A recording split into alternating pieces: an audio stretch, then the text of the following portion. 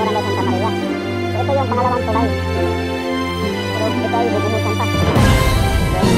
Pero yung mga gear dito nakaready na rin.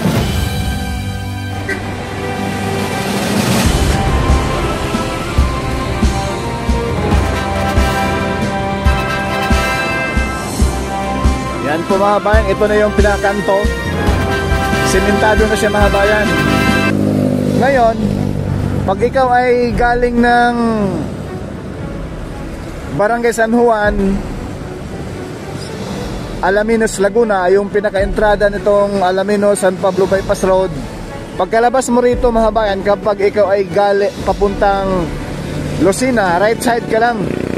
Kung ikaw naman po ay pabalik dito sa San Pablo City, pakaliwa po kayo. So ito na yung kahabaan ng Maharlika Highway. Ayan po mga bayan, oh. Yan, ayan po, may mga sasakyan ang dumadaan. Ito yung sagot sa Calvario yung traffic, no? Ayan po, yung sasakyan mga bayan, oh. Yan yung pinakakanto mismo. Yan, oh. Dati hindi pa simentado, ngayon simentado na, kompleto na. Ay ay ay. Sana all.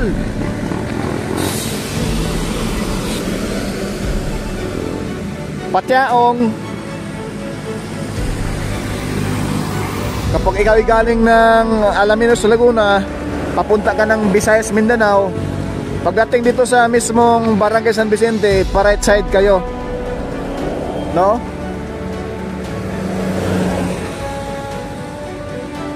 At yung ibang mga kababayan natin, nagtanong sila kung makadaan po ba yung mga private cars, no? Depende, pagdating doon sa Barangay San Miguel mga kabayan, kapag oras ng trabaho, sinasarado nila dahil siyempre kapag tayo ay dadaan, istorbo tayo. Pero siguro pag walang trabaho, padadaanin. Pero pag tag-ulan mga bayan, tulad ngayon, ulan, doon tayo dumaan, matraffic, maputik talaga siya. Pero hindi naman babaon yung sasakyan nyo, mabulaho, hindi naman dahil matigas na rin yung lupa dahil pinipiso na nila po. Tinatambakan na nila ng lupa. Ayan po, kitang-kita natin mga bayan, Alaminos, San Pablo Bypass Road, Barangay San Vicente ay talagang kompleto na ang semento rito, naidugtong na, pero hindi pa nila tinanggal yung mga harang dyan sa mismong nalatagan ng concrete cement.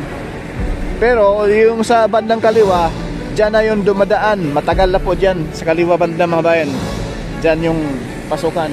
Siguro by next week itong mga nilagay nilang harang dyan ay tatanggalin na po yan. Ayan, yung mga sasakyan na galing ng Lucena at papuntang Maynila po ito, papuntang San Pablo City po ito mga bayan, dyan diretso. Pagdating doon sa area ng malapit sa SM mismong San Pablo City proper mga bayan, asahan nyo bumper to bumper ang traffic. Ngayon maulan, medyo hindi tayo makapagpalipad ng drone, parang may bagyo, oh. Ang lakas pa ng hangin. Ayan po, kapag galing first timer pa lang ninyong dumaan. Pero pag dumaan kayo dyan mga bayan ha, advice ko lang po dito sa Alaminos San Pablo Bypass Road, lalo na po dito sa area ng Barangay Santa Maria, dyan sa unahan mga bayan, napakaraming kawayan nakalagay dyan sa gitna. Bakit? Tinutukuran nila yung yung mga kuryente, no, sa mga kabahayan sa loob. Tulad yan, no, may mga kawayan dyan sa loob mga bayan. Pero dadaan tayo dyan ngayon. Dyan tayo dadaan ngayon para ipakita ko po sa inyo yung mga maaari ninyong iwasan kapag dumaan kayo paggabi Kasi akala nyo, napakaluwag, walang problema. Pero delikado pa rin dahil may mga kawad ng kuryente no, sa mga kabahayan. Tsaka nilalagyan nila ng mga kawayan, yung tukod bale, para hindi sumabit dyan sa kalsada. Yan o.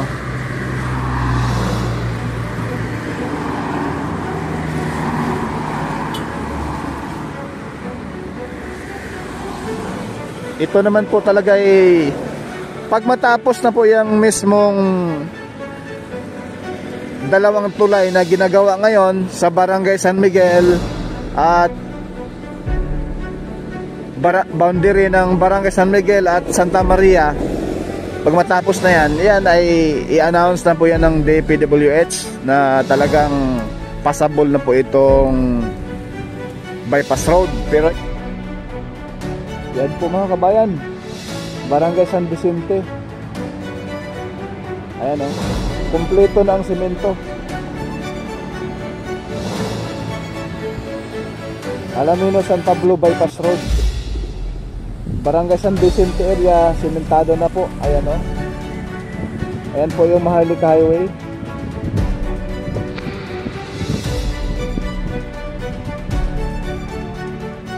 Yun po yung mga kawad ng kuryente oh. Ayan, nasa gitna ng bypass road. Kaya pag magpabilis-bilis ka ng takbo rito, delikado. Ayan oh. Kaya so ngayon mga kabayan, pupuntahan natin yung dalawang tulay na ginagawa ngayon sa Barangay San Miguel. Ayan po mga kabayan, ito yung tulay na ginagawa rito. Itong side na andito tayo ngayon, ito yung part ng Barangay San Miguel. Sa kabilang side ng tulay na gagawin dito, may maliit na creek dito. Sa kabilang side, Barangay Santa Maria na po yan.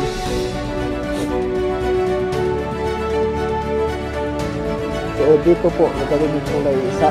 Pangalawang tulay po ito. Okay.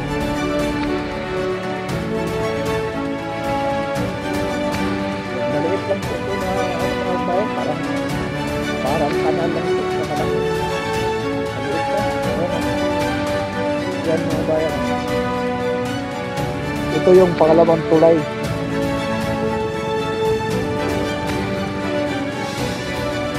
Yan yung mga bayan. Hindi naman malaki na ilog, maliit lang.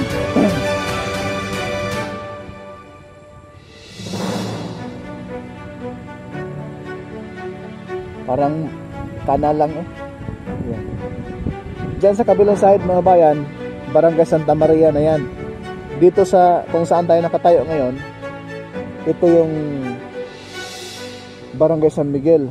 Baga itong tulay na ito yung boundary ng Barangay San Miguel at Barangay Santa Maria. Sakop pa rin ng San Pablo, Laguna.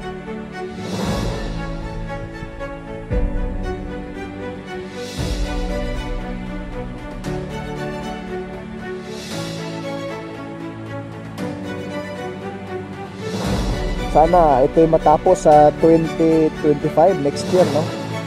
Baka last quarter or early 2026. Ayan. So dito tayo mga bayan. Ito na yung papuntang Barangay San Miguel. Yung tulay na ginagawa rin po. Kasi itong tulay na to ngayon, yung talikuran natin, yan ang boundary ng San Miguel at Santa Maria. Kapag kayo dadaan rito mga bayan, dito yung daan nyo, gilid oh. Ayan. Ayan.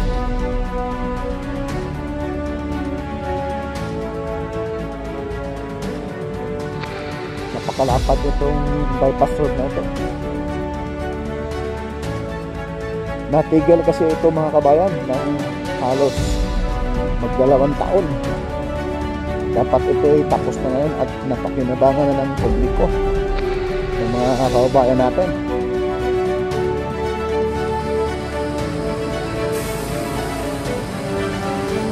Yan po mga kabayan, yung mga heavy equipment ngayon dito sa Barangay San Miguel, yung paggawa ng tulay. Yan po sa kabila mga kabayan, no? Yung mga rebars na baon na yung halos isa na lang kulang mga kabayan, no? Mabaon na yung rebars dyan. So yung mga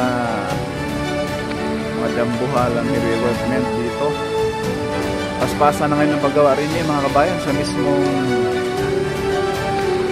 tulay na gagawin dito sa mismong Barangay San Miguel, Alamino, San Pablo Bypass Road. So ito lang kulang mga bayan, pero kung pwede naman talaga dumaan, pero minsan bawal pa padaanan yung mga, lalo na pag nag-ano sila rito, naglalagay ng rebars sa mismong tulay kasi may mga heavy equipment nakahambalang, no?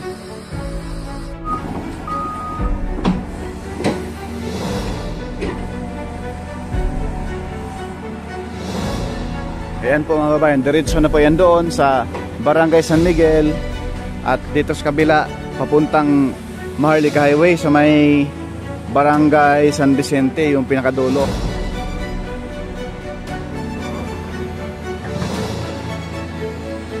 Ayan po, naghuhukay na po doon sa mismong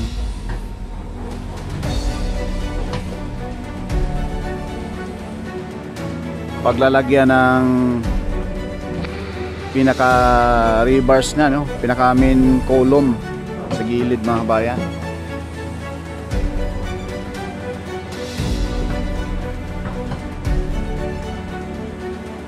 Yan, dito sa gilid pwede dumaan yung sasakyan. Minsan putik nga, kahapon umulan yata rito. Ayan. Pero dito putik, pero makadaan naman sa sasakyan mga kabayan. Yun nga ay medyo sinara mo nila muna ngayon. Bawal muna dahil may mga heavy equipment gumagawa. Pwede dumaan, makiusap muna sa engineer dito. Motor, kasyang kasya.